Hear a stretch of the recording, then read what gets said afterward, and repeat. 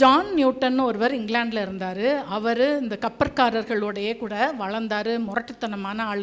பொதுவாகவே மீனவர்களே முரட்டுத்தனமாக இருப்பாங்க, ஏன்னா அவங்களுக்கு அவ்வளோ ஸ்ட்ரென்த் வேணும்.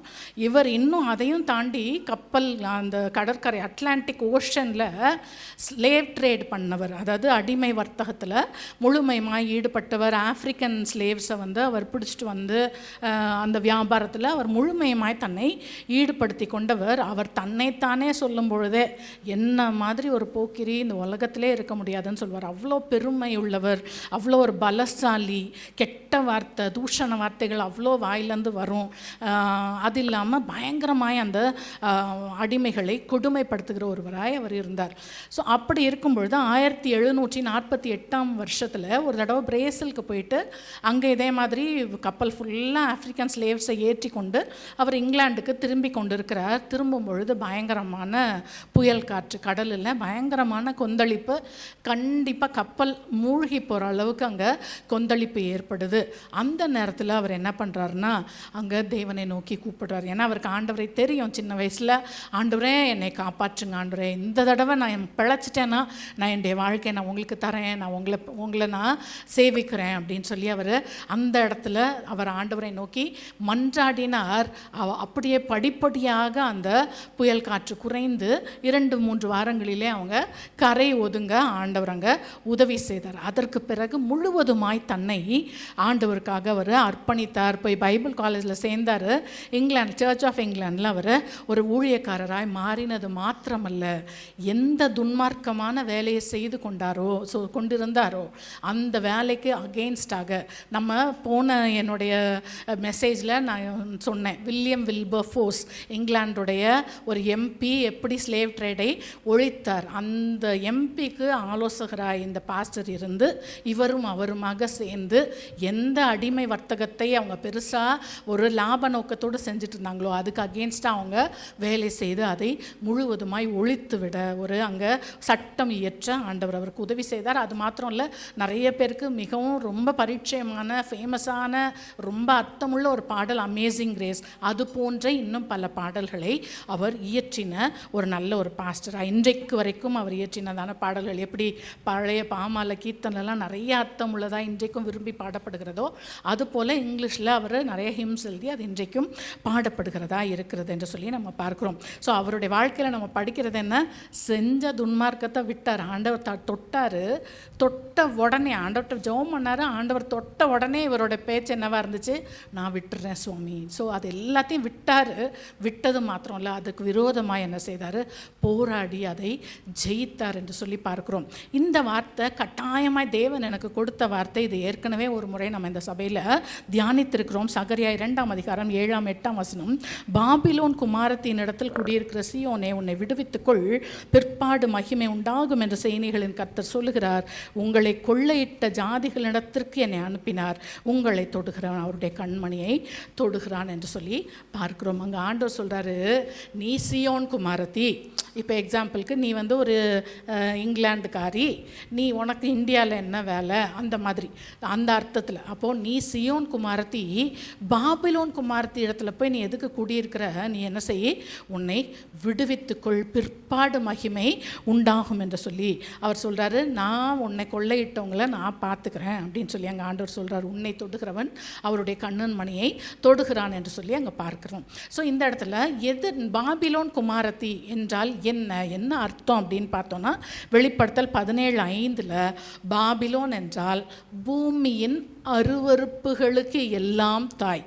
பூமியில் ஆண்டவருக்கு விரோதமான என்னென்ன அருவருப்புகள் இருக்குதோ அதுக்கெல்லாம் தாய் தான் இந்த பாபிலோன். ஸோ இன்றைக்கு ஆண்டவர் சபையே நமக்கு சொல்லுகிறார், இந்த பூமியின் அருவருப்புகள் எல்லாவற்றிற்கும் உன்னை விலக்கிக்கொள். அது ஒன்றும் லிஸ்ட்டு போட்டு சொல்ல வேண்டாம், நம்ம எல்லாருக்குமே தெரியும். அவங்களுடைய மனசாட்சிக்கு முக்கியமாய் தேவனுக்கும் தெரியும், நமக்கும் நம்முடைய மனசாட்சிக்கும் எல்லாருக்குள்ளாரையும், அது நானாக இருந்தாலும் சரி நீங்களாக இருந்தாலும் சரி, எல்லாருக்குள்ளாரையும் ஏதோ ஏதோ சில பழைய சுபாவங்கள் நம்மை மேற்கொண்டு கொண்டு இருக்கிறதா, அது நம்மளை அலக்கழித்து கொண்டு இருக்கிறதா? இந்த நாளிலே ஆண்டவர் சொல்கிறாரு, நீ அதை விடு. நம்ம ஆண்டவரத்தில் எத்தனை நேரம் கேள்வி கேட்டுக்கொண்டிருக்கிறோம், நான் என்ன செய்யணும், ஏன் இன்னும் இது ஆகலை, அது ஆகலை, நிறைய காரியங்கள் ஜெபம் பண்ணிகிட்ருக்குறோம். ஆண்டவர் இந்த நாளிலே சொல்லுகிறார், உன்னை விடுவித்துக்கொள், உலகத்தின் சகல அருவருப்புகளுக்கும் உன்னை விடுவித்துக்கொள், பிற்பாடு மகிமை உண்டாகும். எவ்வளோ மகிமைனா, உனக்கு விரோதமாக ஒருத்தன் ஒரு கையை நீட்டிட முடியாது, ஒரு வார்த்தை சொல்லிட முடியாது, நீ என்னுடைய கண்ணின் மணியாய் இருக்கிறாய் என்று சொல்லி அங்கே ஆண்டவர் சொல்லுகிறதை பார்க்கிறோம். எபிரேயர் 12:4 பாவத்துக்கு விரோதமாய் போராடுகிறதில் இரத்தம் சிந்தப்படத்தக்கதாக நீங்கள் இன்னும் எதிர்த்து நிற்கவில்லையே. பாவத்திற்கு விரோதமாய் நம்ம போராடுகிறோமா, இல்லை இன்னும் சாக்கு போக்கு சொல்லி கொண்டு இருக்கிறோமா? நான் அதனால தான் செய்தேன், இன்னும் ஆதாமையும் ஏவாளையும் போல் அவங்க சொன்னாங்க, இவங்க சொன்னாங்க, அதனால இது என்ன பெரிய தப்பா? இல்லை, அந்த என்றைக்கு நமக்கு அந்த உணர்வு வரலையோ, எவ்வளோ வார்த்தைகளை கேட்குறோம். இன்றைக்கி நம்ம எத்தனையோ வார்த்தைகள், அதுவும் இங்கேருந்து புறப்படுகிற வார்த்தைகள் எல்லாம் ஆவியாயும் ஜீவனாயும் இருக்கிறது. அந்த வார்த்தைகளை கேட்குறோம், அது இன்னும் நமக்குள்ளார எத்தனையோ மாதங்கள் ஆகுது, வருஷங்கள் ஆகுது, ஒரே ஒரு சேஞ்ச் கூட என்ன செய்யலை நம்முடைய வாழ்க்கையில் இல்லையே. இந்த நாளிலே ஆண்டவர் சொல்கிறாரு, பாவத்துக்கு விரோதமாக நம்ம இன்னும் போராடவே ஆரம்பிக்கல. வேதம் சொல்லுது, நீ இன்னும் ரத்தம் சிந்தத்தக்கதாக நீ இன்னும் செய்யல, போராடலை அப்படின்னு சொல்லி வேதாகமம் நமக்கு எச்சரிக்கிறதை பார்க்கிறோம். ரோமர் 2:4-5 நல்லா கவனிங்க. இந்த நாட்களில் நம்ம அதிகமாய் கடைசி காலத்து நற்செய்தியை கேட்டுக்கொண்டிருக்கிறோம். நான் ரொம்ப விசுவாசிக்கிறேன், கர்த்தர் வாசற்படியில் நிற்கிறார், விளிம்புக்கு வந்துட்டோம், இன்னும் நம்ம திருந்தலைன்னா ரொம்ப கஷ்டம். தேவனுடைய நியாய தீர்ப்பு எப்போ எப்படி வரும்னு நமக்கு தெரியாது. ஸோ இந்த நாளிலே ரோமர் 2:4-5 தேவ தயவு நீ குணப்படும்படி உன்னை ஏவுகிறது என்று அறியாமல் அவருடைய தயவு, பொறுமை, நீடிய சாந்தம் இவைகளின் ஐஸ்வர்யத்தை அசட்டை பண்ணுகிறாயோ. உன் மனக்கடினத்திற்கும் குணப்படாத உன் இருதயத்துக்கும் ஏற்றபடி தேவனுடைய நீதியுள்ள தீர்ப்பு வெளிப்படும் கோபாக்கினை நாளிலே உனக்காக கோபாக்கினையை குவித்து கொள்கிறாய். ஆண்டவர் தயவுள்ளவராய் இருக்கிறார், இரக்கமுள்ளவராய் இருக்கிறார், நீடிய சாந்தம் உள்ளவராய் இருக்கிறார். நம்ம செய்கிறதுக்கெல்லாம் உடனே இன்னும் தண்டனை கிடைக்கல. எத்தனையோ தடவை ஆண்டவர் நம்மளை எச்சரித்தும் இல்லை, பல விதங்களிலே தேவனை நம்மை உணர்த்தியும் வேதம் சொல்லுகிறது, அந்த தயவெல்லாம் நீ என்ன செய்கிற, அசட்டை பண்ணும் பொழுதெல்லாம் நம்ம என்ன செய்கிறோமா, நமக்கு கோபாக்கினையை குவித்து கொள்கிறோம். ஒவ்வொரு தடவை வார்த்தையை கேட்டு அதை மீறி நடக்கும் பொழுதும், கீழ்ப்படியாமல் போகும்போதும், துணிகரமாய் நம்ம செய்யும் போதும், நான் ஒன்று சொல்கிறேன், வீட்டில் பேரண்ட்ஸுக்கு தெரியாமல் நம்ம செய்யலாம், சர்ச்சில் பாஸ்ட்டுக்கு தெரியாமல் செய்யலாம், இல்லை ஹஸ்பண்ட்க்கோ ஒய்ஃபுக்கு தெரியாமையோ நம்ம காரியங்களை செய்யலாம். ஆனால் கர்த்தர் எவ்விடத்திலும் நம்மோடு கூட இருந்து நம்மை பார்த்து கொண்டிருக்கிறார். இன்றைக்கி வர்ஷிப்பில் சொன்னது போல், கர்த்தரை எப்பொழுதும் எனக்கு முன்பாக வைத்திருக்கிறேன், அவர் என் வலது பாரசத்தில் இருக்கிறபடினால் நான் என்ன செய்கிறதில்ல, எப்போவும் ஆண்டவரையும் என் கூடவே வச்சுக்கிறேன். ஆனால் என்ன ஆண்டவர்னு சொல்கிறேன், கையில் பைபிள், வாயில் ஸ்தோத்திரம், ஆனால் பண்ணுறதெல்லாம் அக்கிரமம். ஆண்டவர் பார்க்கலையா? நான் உண்மையாக சொல்கிறேன், நம்மளை மாதிரி அந்த மாதிரி டபுள் ரோல் பண்ணுறவங்கள மாதிரி டேஞ்சரஸ் பீப்புள் இந்த உலகத்தில் இல்லவே இல்லை. தயவு செய்து கையில் வேதத்தை எடுத்துக்கொண்டு கர்த்தர் என்று வாய் நிறையா சொல்லி கொண்டு ஜெபிக்கிறேன் என்று சொல்லி கொண்டு உன் வாழ்க்கையில், என் வாழ்க்கையில் நம்ம மாற வேண்டிய காரியங்களை, கர்த்தருக்கு பிடிக்காத அருவருப்புகளை விடலைன்னா நம்மளை போல ஆண்டவரை வஞ்சிக்கிறவர்கள் ஒருவரும் இல்லை. ஏசாயா 52:11 வேதம் சொல்லுது, புறப்படுங்கள் அவ்விடம் விட்டு போங்கள், அசுத்தமானதை தொடாதிருங்கள், கர்த்தருடைய பாத்திரங்களை சுமக்கிறவர்களே, அது நடுவிலிருந்து புறப்பட்டு உங்களை சுத்திகரியுங்கள்.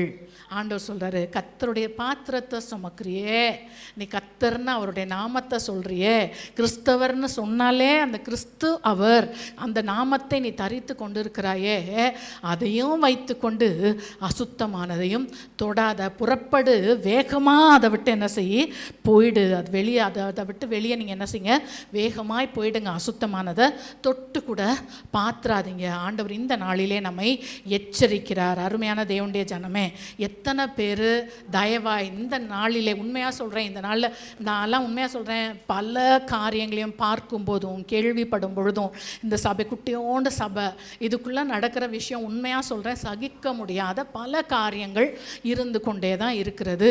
ஸோ உண்மையாக சொல்கிறேன், கர்த்தரை நோக்கி கெஞ்சி இந்த நாளிலே பரிசுத்த ஆவியானவரே உணர்வடைய வைங்க ஆண்டவரே, உணர்வுள்ள இருதயத்தை தாங்க. ஏன்னா நாங்கள் பேச தான் முடியும், இருதயத்தை உணர்வுள்ளவர்கள் ஆக்குறது பரிசுத்த ஆவியானவர். ஸோ அவரை அழைத்து ஜெபத்தோடும் கதறுதலோடும் தான் தேவனுடைய சமூகத்தில் வந்து நிற்கிறோம். ஆண்டவர் இந்த நாளிலே இந்த எச்சரிப்பை இன்னும் நம்ம என்ன செய்ய வேண்டாம், தட்டி கழிச்சிட வேண்டாம். 2 கொரிந்தியர் 6ஆம் அதிகாரம் 14-18 வசனங்களில் கிளியராக வேதம் சொல்லுது, அநீதியோட நம்மளுக்கு சம்பந்தம் இல்லை, அநீதியான காரியங்களோட நம்மளுக்கு சம்பந்தம் இல்லை, இருளோட நமக்கு ஐக்கியம் இல்லை, பேலியாளோட இசைவு இல்லை, அவிசுவாசியோட பங்கு இல்லை, விக்கிரகங்களோட நமக்கு சம்பந்தம் இல்லை. அவர்கள் நடுவிலிருந்து புறப்பட்டு பிரிந்து போய் அசுத்தமானதை தொடாதீங்க, அப்போ நான் உங்களுக்கு தகப்பனாக இருப்பேன், நீங்கள் பிள்ளைகளாக இருப்பீங்க. இன்றைக்கி எத்தனை பேர் ஜெபத்தில் அப்பா, டாடி, பரமண்டலங்களில் இருக்கிற எங்கள் பிதாவே எல்லாம் சொல்கிறோம், ஆனால் விக்கிரகத்தோட சம்பந்தம், இருளோட ஐக்கியம், பேலியாளோட இசைவு, என்னென்ன காரியங்களை சொல்லிக்கொண்டு அப்பா டாடி தகப்பனேன்னு சொன்னால் ஆண்டவர் இல்லை, இதெல்லாம் விட்டுட்டு வா, நான் உன் தகப்பனாக இருப்பேன், நீ என் பிள்ளையாக இருப்பேன்னு ஆண்டவர் சொல்லுகிறார். அசுத்தத்தோடு பரிசுத்தர், பரிசுத்தர் என்னும் ஒரே ஒருவர் தான் நம்முடைய வாழ்க்கையில் நமக்கு தெரிந்த ஒரே ஒருவர். அவர் நம்மோடு கூட தங்கி இருக்கணும்னா அசுத்தமானதை நம்ம விட்டுறணும். சுத்தமாக அதோடைய சாயல் கூட, அந்த இருளோட நிழல் கூட நமக்கு வேண்டாம் அருமையான தேவனுடைய ஜனமே. ஸோ இப்படிலாம் செஞ்சுட்டு கத்தாவே கத்தாவேன்னு சொன்னோன்னா, அதை தான் மத்தேயு 7:21 அங்கே ஜீசஸ் சொல்கிறார், எல்லாம் செஞ்சுட்டு கத்தாவே கத்தாவேன்னு, நீ வந்து உங்கள் நாமத்தில் நாங்கள் அற்புதங்களை செஞ்சோமே, அதிசயங்களை செஞ்சோமே, தீர்க்க தரிசனங்களை சொன்னோமே நீங்கள் சொன்னீங்கன்னா ஆண்டவர் சொல்வார், நீங்கள் யார், உங்களை எனக்கு தெரியாது, ஹூ ஆர் யூ. நீங்கள் நான் ஞாயிற்றுக்கிழமை வாரம் சர்ச்சுக்கு தவறாமல் போனேன், இல்லை, ஆண்டவர் சொல்கிறார், உனக்கு எனக்கு தெரியவே தெரியாது, அக்கிரம செய்கைக்காரரே என்னை விட்டு அகன்று போங்கள்னு சொல்லி அவர் சொல்லுகிற நாட்கள் நம்மேலே வராதபடிக்கு நாம் எச்சரிக்கையாக இருக்கணும் அருமையான தேவனுடைய ஜனமே. வெளிப்படுத்தல் 18:4 வேதம் சொல்கிறது, நீங்கள் அந்த பாபிலோனை குறித்து சொல்லும் பொழுது, நீங்கள் அவளுடைய பாவங்களுக்கு உடன்படாமலும் அவளுக்கு நேரிடும் வாதைகளில் அகப்படாமலும் இருக்கும்படிக்கு அவளை விட்டு வெளியே வாங்க. அதாவது அவளோட பாவமும் வேணாம், அவளுக்கு வரப்போகிற தண்டனையும் வாதையும் நமக்கு வேண்டாம். நம்மெல்லாம் என்ன சொல்கிறோம், ஐயோ எனக்கு பிரச்சனை வேணாம், உபத்திரம் வேணாம், கஷ்டம் வேணாம், சாபம் வேணாம், இதெல்லாம் சொல்கிறோம். ஆனால் அவளோட பாவத்தில், உலகத்தின் அருவருப்புகளிலே மட்டும் நமக்கு பங்கு வேணும், சான்ஸே இல்லை. அவள் பாவம், அவளுடைய வாதை வேண்டான்னா அவளுடைய பாவங்களும் நமக்கு வேண்டாம். நம்ம தேவனுடைய சமூகத்தில் வந்து உட்கார்ந்துருக்கிற கர்த்தருடைய பிள்ளைகளே, துணிகரமாய் கர்த்தருக்கு விரோதமான அருவருப்புகள் நம்முடைய வாழ்க்கையில் இல்லாதபடிக்கு நம்ம எச்சரிக்கையாக இருக்க கர்த்தர் இந்த நாளிலே நம்மை அழைக்கிறார். ஸோ நம்ம தான் விட்டு வரணும். எகிப்தில் இருந்த வரைக்கும் ஆண்டவர் பிடிச்சி இழுத்து நிறைய அற்புதங்கள் எல்லாம் அடையாளங்கள் எல்லாம் செஞ்சு கொண்டு வந்தார். ஆனால் இன்றைக்கி நமக்கு தெரியும், நல்லா தெரியும் ஆண்டவர் எப்படிப்பட்டவர்னு தெரியும். அவருடைய இயேசு கிறிஸ்துவனுடைய முதல் பிரசங்கமே என்ன, மனம் திரும்புங்கள். மனம் திரும்பியாச்சா? உண்மையாகவே கஷ்டமாக இருக்குது. ஒரு வளர்ந்த சபை, எத்தனையோ வருஷமாய் கர்த்தருடைய வார்த்தைகளை கேட்டு கொண்டிருக்கிறோமே, மனம் திரும்பியாச்சா? இன்னும் திரும்பாத எத்தனை காரியங்கள் நமக்கு இருக்குது. ஏன்னா வேதம் சொல்லுது, நம்முடைய பாவங்களை நாம் அறிக்கையிட்டால் பாவங்களை நமக்கு மன்னித்து எல்லா அநியாயங்களையும் நீக்கி நம்மை சுத்திகரிக்க அவர் உண்மையும் நீதியும் உள்ளவராக இருக்கிறார். அறிக்கையிடாத பாவம், இன்றைக்கி செஞ்ச பாவம், நேற்று கத்துன கத்து, நேற்று அடித்த அடி, நேற்று பேசின கெட்ட வார்த்தை, நேற்று குடித்த தண்ணினா நான் வேறு தண்ணியாக சொல்கிறேன், இருக்கிறீங்களான்னு தெரியல எனக்கு, நேற்று பார்த்த இச்சையான பார்வைகள், இதெல்லாம் என்னைக்கு ஆண்டவர் மன்னிப்பார்? தயவாய் வேதம் கிளியராக சொல்லுது, ஆண்டவருடைய தயவை நம்ம அசட்டை பண்ணினோம் என்றால் தேவனுடைய கோபாக்கினையை நாம் என்ன செய்கிறோம், குவித்து கொண்டு இருக்கிறோம். எப்போ அவருடைய நியாய தீர்ப்பு வெளிப்படும்னு நமக்கு தெரியாது. ஸோ இதை நம்ம விட்டு வந்தோன்னா ஆண்டவர் நம்ம மிகவும் ஆசீர்வாதம். அது நம்மளை போல பிளஸடான ஜனங்க யாருமே இருக்க முடியாது. அதே சகரியா 2:7-8 நீ உன்னை விடுவித்துக்கொள், பிற்பாடு மகிமை உண்டாகும். உங்களை கொள்ளையிட்ட ஜாதியினிடத்தில் என்னை அனுப்பினார், உங்களை தொடுகிறவன் அவருடைய கண்ணன் மணியை தொடுகிறான். ஆண்டவர் சொல்கிறாரு, நீ அதுலேருந்து வெளியே வந்துரு. எந்தெந்த பாவத்திற்கு எந்தெந்த சத்துருக்கு நீ அடிமையாக இருந்தியோ, பிரச்சனை இருந்துச்சோ, அங்கே நான் பார்த்துக்கிறேன். அதை நான் என்ன செய்கிறேன், டீல் பண்ணிக்கிறேன். உனக்கும் கர்த்தருடைய நாமத்திற்கும் மகிமை கொண்டு வருவேன் என்று சொல்லி அங்கே கர்த்தர் சொல்லுகிறதை நம்ம பார்க்குறோம். அருமையான தேவனுடைய ஜனமே. ஸோ இதுக்கு 2 எக்ஸாம்பிள் பார்த்தோன்னா, அப்போஸ்தலர் 9:1-4 வரைக்கும் நல்லா கவனிங்களேன். கிறிஸ்தவ மார்க்கத்தை, வேதகம மார்க்கத்தை, இயேசு கிறிஸ்துவை ஃபாலோ பண்ணவங்களை துன்பப்படுத்தவும், அவங்களை கொலை செய்யவும், பயமுறுத்தவும், நிருபங்களை வாங்கி கொண்டு போன அந்த சவுலை பார்த்து சவுலை என்ன செஞ்சார் ஆண்டவர், முதல்ல தரையில் தள்ளினார். தரையில் தள்ளிட்டு சொல்கிறாரு, சவுலே சவுலே நீ ஏன் என்னை துன்பப்படுத்துகிறாய். சவுல் யாரை துன்பப்படுத்தினார்? கிறிஸ்தவர்களை, தேவனுடைய சபையை துன்பப்படுத்தினார். ஜீசஸ் அவரை கீழே தள்ளிட்டு கேட்குறாரு, சவுலே என்னை ஏன் நீ துன்பப்படுத்துகிறாய். அருமையான தேவனுடைய ஜனமே, உண்மையாக சொல்கிறேன், கவலையே இல்லை, சுத்தமாக கவலையே பட வேண்டாம்.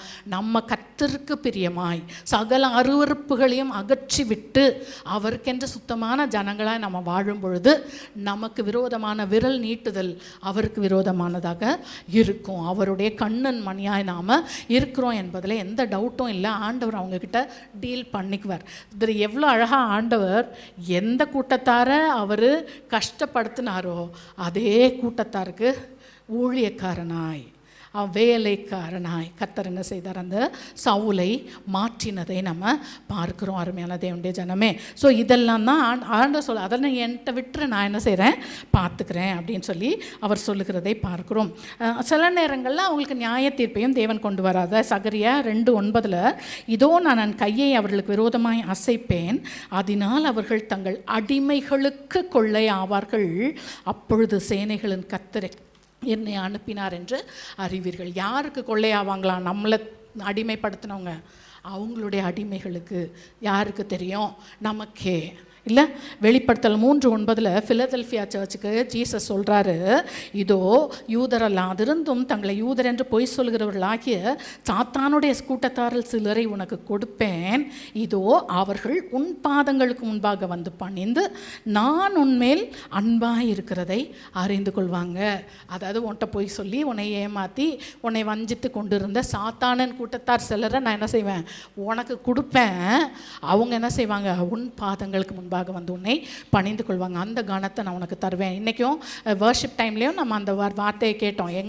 இது எங்கே நடந்துச்சு? ஆதியாகமம் 42:6 யோசேப்பின் சகோதரர் எந்த யோசேப்பை தள்ளுனாங்களோ, குழியில் போட்டாங்களோ, காசுக்கு விற்று போட்டாங்களோ, அவங்க என்ன செஞ்சாங்களாம், யோசேப்புக்கு முன்பாக வந்து முகங்குப்புற தரையிலே விழுந்து அவனை வணங்கினார்கள். சத்துருக்களை நம்முடைய பாதங்களுக்கு கீழாக்குகிற தேவன் அவர். உடனே அன்னைக்கும் நமக்கு எந்த பெருமையும் வேண்டாம், அதை நம்மளால் ஒன்றுமே செய்யவே முடியாது, அது கர்த்தராக செய்கிற காரியம்.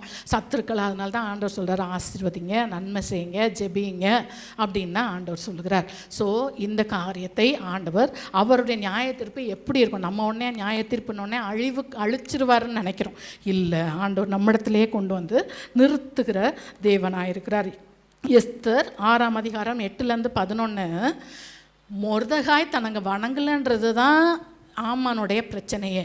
ஆனால் அதே ஆமானை வச்சு மொர்தகாய்க்கு ராஜாவுடைய வஸ்திரத்தை தரிக்க வச்சு, ராஜாவுடைய கிரீடத்தை தலையில் வைக்க வச்சு, ராஜாவுடைய குதிரையில் ஏற்றி அவரை நகரில் ஊர்வலமாக இவர் தான் என்ன செய்கிறாரு, ராஜா மாதிரி மொர்தகாயை உட்கார வச்சு இவர் மாத்திரம் அவருக்கு கனத்தை கொடுக்கறது மாத்திரம் இல்லை, ஊரே அவருக்கு என்ன செய்யணும், எப்பா இவர் ராஜாவுக்கு என்ன கனம் செலுத்துவீங்களோ அதை இந்த மொர்தகாய்க்கு செலுத்துங்கன்னு சொல்லி அவர் ஊர்வலமாய். ஆண்டவர் பாருங்களேன் எப்படி சத்தருக்கு முன்பாக பந்தியை ஆயத்தப்படுத்துறது. நான் கர்த்தர் செய்கிற காரியங்கள்லாம் நம்முடைய அறிவுக்கு எட்டாததாக இருக்கும். ஸோ இன்றைக்கு ஆண்டவர் சொல்கிறாரு, நீ விட வேண்டியதை விடு, நான் உன் சத்துக்கள் இடத்துல நியாய தீர்ப்பு செய்வேன், அவங்கள முன்னாடி நான் கொண்டு வந்து நிறுத்துவேன். தயவுசெய்து நம்ம ஒரு நாளும் அவங்க என் கண்ணிலே முழிக்கக்கூடாது, அவங்க எதுக்கு வந்தாங்க, அது மாதிரிலாம் நம்ம சொல்கிறதுக்கு நம்மளுக்கு எந்த ரைட்ஸும் பைபிள் நமக்கு கொடுக்கல. நான் அதுதான் சொல்வேன். அதாவது அந்த யோசேப்புடைய அந்த 10 சகோதரர் தான் அவருக்கு துரோகம் பண்ணாங்க. ஆனால் அந்த 10 சகோதரரும் தான் இன்றைக்கு வரைக்கும் பைபிள் என்னது, கோத்திர பிதாக்கள் இல்லை. அதனால் தெரியல, ஆண்டவர் அவங்களெல்லாம் மனம் திருப்பி என்ன செய்வார், மாற்றுவார். ஸோ நமக்கு ஆண்டவர் செய்கிற நியாய தீர்ப்புக்கு அதெல்லாம் விட்டுறணும். நம்முடைய வாழ்க்கையில் நம்ம பரிசுத்தமாய் வாழணும். மகிமை உண்டாகும், பிற்பாடு மகிமை உண்டாகும் என்று சொல்லி நம்ம பார்க்குறோம். சகரியா 1ஆம் அதிகாரம் 15-16 வசனங்களில் ஆண்டவர் சொல்கிறாரு, நான் என் ஜனங்கள் மேலே எனக்கு கொஞ்சம் கோபம் இருந்துச்சு, ஆனால் அந்த எந்த எதிரிக்கிட்ட அவங்க மாட்டினாங்களோ பாபிலோனியர் என்ன செஞ்சாங்களாம், அவங்க கேட்டை அதிகரித்து தேடினாங்க, என் ஜனங்களை இன்னும் அதிகமாய் ஒடுக்க தேடினாங்க, சுகமாய் வாழுகிற அதனால அவங்க மேலே எனக்கு அந்த சுகமாய் என் ஜனங்களை ஒடுக்கிட்டு அவங்க சுகமாய் வாழ்கிறாங்க, என்னுடைய கடும் கோபம் அவர்கள் மேல் எழும்பினது. ஆகையால் மன உருக்கத்தோடைய எருசலேம் இடத்துக்கு திரும்பினேன். நான் என் ஜனங்களுக்கு பனிஷ்மெண்ட் தான் கொடுத்தேன், என் பிள்ளை அது என்னதான் இருந்தாலும் நான் அடிப்பேன், அணைத்து கொள்வேன், அவங்கள வேற யாரும் எதுவும் பண்ணுறதுக்கு எந்த அதிகாரமும் இல்லை. நான் அவங்க என் பிள்ளைங்களை ரொம்ப ஒடுக்கினதுனால நான் எருசலேம் இடத்துக்கு என்ன செய்தேன், மன உருக்கத்தோடு திரும்பினேன் என்று கர்த்தர் சொல்கிறார். என் ஆலயம் அதிலே கட்டப்படும், எருசலேமின் மேல் அளவு நூல் பிடிக்கப்படும். ஸோ இந்த மகிமையை நான் அவ்வளோதான், அவங்க படுற பாட நான் பார்த்துட்டேன், நான் என் ஜனத்தின் பக்கமாய் திரும்பிட்டேன்னு சொல்லி சொல்கிறார். அதே சகரியா 2ஆம் அதிகாரம் 4-5 வசனங்களில் பார்க்குறோம். எருசலேம் தன் நடுவிலே கூடும் மனுஷரின் திரளினாலும் மிருக ஜீவன்களின் திரளினாலும் மதிலில்லாத பட்டணங்கள் போல் வாசஸ்தலமாகும், நான் அதற்கு சுற்றிலும் அக்கினி மதிலாக இருந்து அது நடுவில் மகிமையாக இருப்பேன். ஆண்டவர் நம்மை சுற்றிலும், நம்ம என்றைக்கு விட வேண்டியதை விட்டுட்டோமோ முழுவதுமாய், எனக்கு அந்த அசுத்தம்லாம் வேண்டாம், அதில் எவ்வளோ லாபம் இருந்தாலும் வேண்டாம், எவ்வளோ லாபம் இருந்தாலும் நம்ம எல்லாரும், நான் அதுதான் சொல்கிறேன், உலகத்தை விட்டுட்டு, நம்ம கட்டின வீட்டை விட்டுட்டு, நம்முடைய ஆசையான எல்லாற்றையும் விட்டுட்டு ஒரு நாள் என்ன செய்ய போகிறோம், போக தான் போகிறோம். அப்போது அன்னைக்கு இதுக்காக நான் இவ்வளோ கஷ்டப்பட்டேன், இதுக்காக நான் இவ்வளோ சண்டை போட்டேன் அப்படின்னு நம்ம நினைக்க வேண்டி வராதபடிக்கு இன்றைக்கே அதற்கான சண்டையெல்லாம் என்ன செஞ்சுருவோம், விட்டு ஒழிச்சிருவோம். ஆண்டவர் சொல்கிறார், நான் அது உன்னை சுற்றிலும் நான் அக்கினி மதிலாக இருப்பேன், உன் நடுவிலே நான் மகிமையாக இருப்பேன் என்று சொல்லி அங்கே ஆண்டவர் சொல்லுகிறதை பார்க்கிறோம். இதற்கு 2 எக்ஸாம்பிள்ஸ் நம்ம பார்க்கலாம். நகோமியோடைய வாழ்க்கையை நம்ம பார்த்தோன்னா 1ஆம் அதிகாரம் ரூத் 1:20-21 வசனங்களில் வாழ்க்கையே கசப்பும் வெறுமையும், வாழ்க்கை அதான் மதுரமாக இருந்துச்சு என் வாழ்க்கை, இப்போ ஃபுல்லாக கசப்பாக இருக்குது, நிறைவுள்ளவளாக இருந்தேன், இப்போ நான் எதுவுமே இல்லை, நான் வெறுமையாய் இருக்கிறேன் என்று சொல்லி அங்கே நகோமி சொல்கிறா. ஆனால் அந்த நகோமியை கர்த்தர் எப்படி ஆசீர்வதித்தார்? ரூத் 4ஆம் அதிகாரம் 14-15 வசனங்களிலே நகோமிக்கு சுதந்திரவாளி அற்று போகாத படிக்க கர்த்தர் என்ன செய்தாராம், தயை செய்தார். அவள் ஆத்துமாவுக்கு ஆறுதலும் முதிர் வயதில் அவளை ஆதரிக்கிறதற்கு ஒரு பேரனாகிய ஓபேத்தையும் அங்கே கர்த்தர் கட்டளையிட்டார்னு சொல்லி நம்ம பார்க்குறோம். அருமையான தேவனுடைய யோசிச்சு பாருங்களேன், ஒரு நகோமி அவள் ரூத்துக்கிட்ட சொல்கிறான், எனக்கு இவ்வளோ வயசாயிருச்சு, இதுக்கு மேலே நான் என்ன பண்ண முடியும், நீ போயிடுலாம் சொல்கிறான்.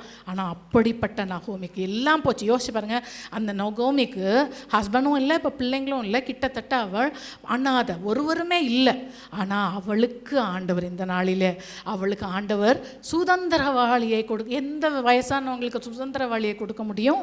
யோசிச்சு பாருங்கள். கர்த்தர் சுதந்திரவாளியை கொடுத்து அவளுடைய ஆத்மாவுக்கு தேவையானதும் அவளுடைய சரீரத்திற்கு தேவையானதையும் கர்த்தர் செய்தார் என்று சொல்லி நம்ம பார்க்கிறோம். ஸோ இந்த நாளிலே ஆண்டவரும் சொல்லுகிறார், நம்முடைய கசப்பை, நம்முடைய வெறுமையை எல்லாம் கர்த்தர் என்ன செய்ய முடியும், நம்ம நினச்சி பார்க்க முடியாத காரியங்கள். இன்றைக்கி ரொம்ப அழகாக அந்த பாட்டெல்லாம் பாடினோம்ல, அதிசயங்கள் செய்கிறவர் நடுவில் அருகில் இருக்கிறார், எத்தனை அதிசயங்களை செய்திருக்கிறார், நம்ம நினச்சே எண்ண முடியாத அதிசயங்கள், இல்லை ஆராய்ந்து நம்ம அறிவுக்கே எட்டாத காரியங்களை செய்கிற தேவன் அவர். நகோமிக்கு சுதந்திரவாளியை கொடுத்த தேவன் அவர் என்று சொல்லி பார்க்குறோம். இன்னொரு எக்ஸாம்பிள் பார்த்தோன்னா மனோவாவை குறித்து 2 நாளாகவும் மனோவா இல்லை, மனாசே ராஜா.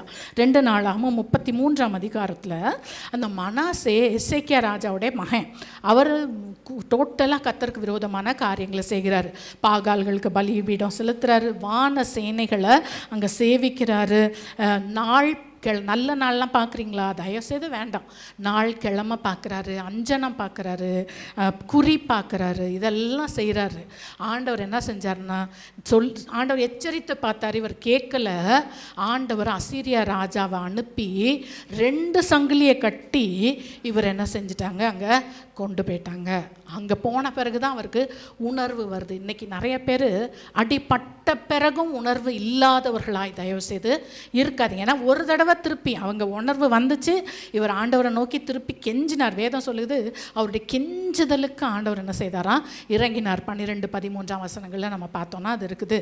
ஸோ அந்த மனாசே ராஜாவுடைய கெஞ்சுதலுக்கு ஆண்டவர் இறங்கினார். தயவு செய்து ஆண்டவர் தேவை, அவர் போதும், வேற எதுவும் வேண்டாம். மனுஷ அறிவும் ஆஸ்ட்ராலஜியும் வேண்டாம், நியூமராலஜியும் வேண்டாம், எந்த ஆலஜியும் வேண்டாம். நமக்கு ஆண்டவர் இருந்தால் போதும். அருமையானது. மனுஷ ஞானமும் வேண்டாம், பிசாசுகளும் ஞானமும் நமக்கு வேண்டாம், தேவ ஞானம். ஏன்னா ஆண்டவர் இப்போ உலகத்தில் சொல்கிறாங்க தலையெழுத்து, ஆனால் தலையெழுத்தை கூட ஆண்டவரால் மாற்ற முடியும். கை ரேகைகளை மாற்றவரால் எல்லாவற்றையும் என்ன வேணாலும் அவரால் செய்ய முடியும். ஸோ மனாசையை போல இந்த மாதிரி அருவருப்புகள் நம்முடைய வாழ்க்கையில் ஒருபோதும் இருக்க வேண்டாம்.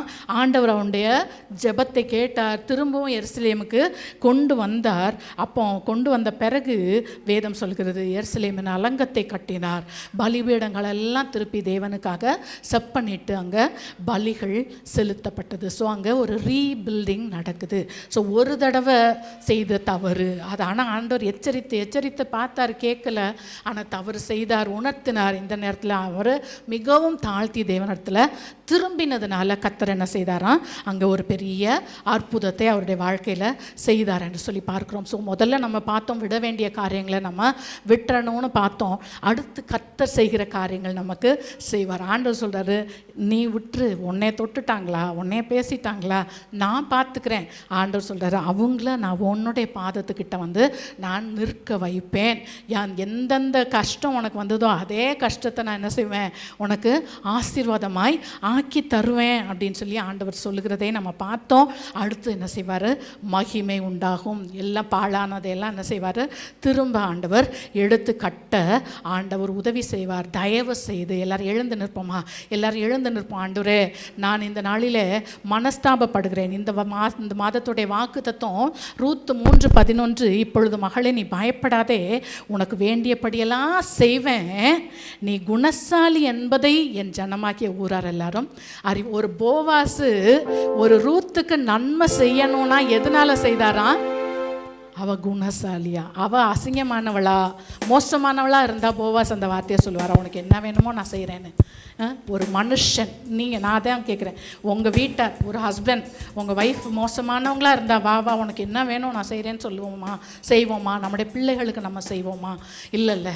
ஸோ ஆண்டவர் சொல்கிறார், நீ குணசாலியாக இருந்தால் உனக்கு வேண்டியபடி எல்லாம் கர்த்தர் நான் செய்வேன்னு சொல்லுகிறார். இந்த நேரத்தில் அன்றைய திருப்பாதம் நம்பி வந்தேன். ஆண்டரே, உங்கள் கிருபை எனக்கு வேணும் ஆண்டவரே. என்னுடைய வாழ்க்கையில் இருக்கிற நான் என்னை தாழ்த்துகிறேன். என்னுடைய பாவங்கள் எல்லாம், என்னுடைய சோம்பேறித்தனங்கள், எத்தனையோ தடவை எச்சரிப்பு நான் செய்யாத காரியங்கள் எல்லாம் நான் விட்டுறேன் ஆண்டவரே. என் சத்துருக்கள் எல்லாம் நீங்கள் பார்த்துக்கோங்கன்னு சொல்லுவோமா? நம்பி வந்து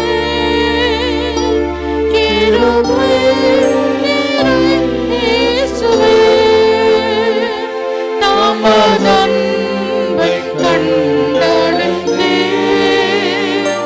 தேவ சமூகத்திலே நமதன்பை கண்டடைந்தே தேவ சமூகத்திலே சத்துரு தலை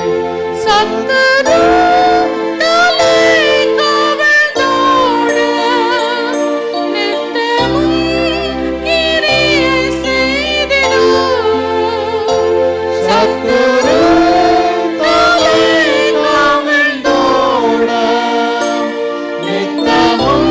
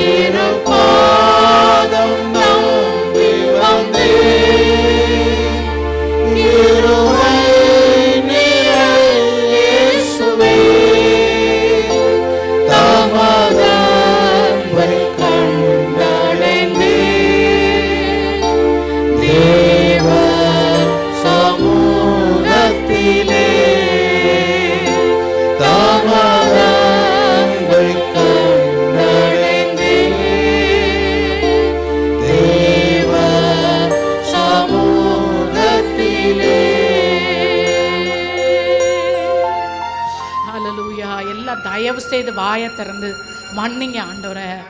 ஆண்டவரே, எத்தனையோ வருஷமாய் நாங்கள் உம்மையும் உம்முடைய வார்த்தையும் நாங்கள் பின்பற்றுகிறோம் ராஜா. ஆனால் இன்னும் எங்களுக்குள்ளார அந்த மனம் மாறுதல் இல்லையே ஆண்டவரே. மனுஷருக்கே நாங்கள் துக்கங்களை உண்டு பண்ணுறோமே. எங்களுடைய வார்த்தையும் செய்கையும் தான் மனுஷரை துக்கப்படுத்த முடியும். அதுவே செய்து எங்களுடைய சிந்தையெல்லாம் ஆராய்ந்து அறிகிற தேவன், உங்களை நாங்கள் எவ்வளவாய் வேதனைப்படுத்துவோம் ராஜா. தயவாய் மன்னிங்கப்பா, தயவாய் மன்னிங்க ஆண்டவரே. இந்த நாளிலே ஆண்டவரே, நாங்கள் விட வேண்டியவைகளை டோட்டலா விட்டு விட, அசுத்தமானதை தொடாமல் இருக்கு கர்த்தருடைய பாத்திரத்தை நாங்கள் சுமக்கிறோன்றத ஆண்டவரே உணர்ந்து உள்ளவர்களாய் ஆண்டவரே, அதெல்லாம் விட வேண்டியவைகளை விட்டு ஆண்டவரே உம்மை பின்தொடர நீங்கள் எங்களுக்கு உதவி செய்யுங்க ராஜா. உமக்கு நன்றி ஆண்டவரே. அப்பா, நீங்கள் ஆண்டவரே எங்களுடைய சத்துருக்களை எல்லாம் நீங்கள் பார்த்துக்கோங்க. நாங்கள் உங்களுடைய கண்ணன் மணிகளாக இருக்கிறோம். மகிமை உண்டாக பண்ணுங்க ராஜாதி ராஜாவே. அந்த தேவாதி தேவனுடைய கரத்தில் எங்களையும் எங்களுடைய வாழ்க்கையும் எங்களுடைய நடக்கையை எங்களுடைய வார்த்தைகளை ஆண்டவரே எங்களுடைய யோசனைகள் எல்லாவற்றையும் ஆண்டவரே நாங்கள் ஆண்டவரே உங்களுக்கு எல்லாம் தெரியும் ராஜா, தெரியும் ஆண்டவரே. உங்களுக்கு மறைவாக ஒன்றுமில்லை ஆண்டவரே. கர்த்தாவே, தயவாய் சுவாமி சுத்திகரிங்க ஆண்டவரே. உங்களுடைய தயவை நாங்கள் அசட்டை பண்ணாத படிக்கு, கோபாக்கியனே நாங்கள் எங்களுக்கும் எங்களுடைய குடும்பத்திற்கும் சந்ததிகளுக்கும் குவித்து வைக்காத படிக்கு இந்த நாளிலே இயேசுவின் நாமத்தில் சிந்தையை ஆக்கிரமிக்கிற எல்லா இருளும், எல்லா விக்கிரகங்களும், எல்லா வாதைகளும், எல்லா அவிசுவாசங்களும், சந்தேகங்களும், துன்மார்க்கங்களும் இயேசுவின் நாமத்துல எங்களை விட்டு ஜனங்களை விட்டு வெளியே போ என்று கட்டளை எடுக்கிறோம். கர்த்தாவே, நன்றியோடு கூட ஸ்தோத்திரிக்கிறோம் ராஜா. உமக்கு உகந்தவர்களாய் ஒரே ஒரு வாழ்க்கை ஆண்டவரே, ரெட்ட வேஷம் போடாதவர்களாய் உமக்கு உகந்தவர்களாய் வாழ்ந்து உம்முடைய மகிமையை கட்டாயம் நாங்கள் அனுபவிப்போம். அதை பார்க்கிற புறஜாதியார் கர்த்தர் இவர்களை நேசிக்கிறார், கர்த்தர் இவளோடு கூட இருக்கிறார் என்று அறிந்து கர்த்தரிடத்துல கிட்டி சேருகிற ஒரு சாக்கியத்தை நீங்க தாங்கராஜ். வந்த ஒவ்வொருவரையும் பேர் பேராய் ஆசீர்வதிங்க. எங்களுடைய பர்சனல் லைஃப்லையும் ஃபேமிலிஸ்லையும் எங்கள் முக்கியமாக எங்களுடைய பிள்ளைகளிலும் ஒரு பெரிய மாற்றத்தை நாங்கள் இந்த நாட்களிலே காண உதவி செய்யுங்க. உங்களுடைய ஆசீர்வாதம் எங்களுடைய தலையிலின் மேல் தங்கி இருக்கட்டும். துதிகன மகிமை உமக்கு செலுத்துகிறோம் ராஜா. இயேசுவின் நாமத்தில் ஜெபிக்கிறோம். என் ஆத்மாவே கர்த்தரை ஸ்தோத்திரி, என் முழுவதுமே அவருடைய பரிசுத்த நாமத்தை ஸ்தோத்திரி. என் ஆத்மாவே கர்த்தரை ஸ்தோத்திரி, அவர் செய்த சகல உபகாரங்களையும் மறவாதே. ஆமென். நம்முடைய கர்த்தராகிய இயேசு கிறிஸ்துவினுடைய கிருபையும் பிதாகிய தேவனுடைய அன்பும் பரிசுத்த ஆவியானவருடைய ஐக்கியமும் நம் ஒவ்வொருவரோடும் எப்பொழுதும் தங்கியிருப்பதாக. ஆமென்.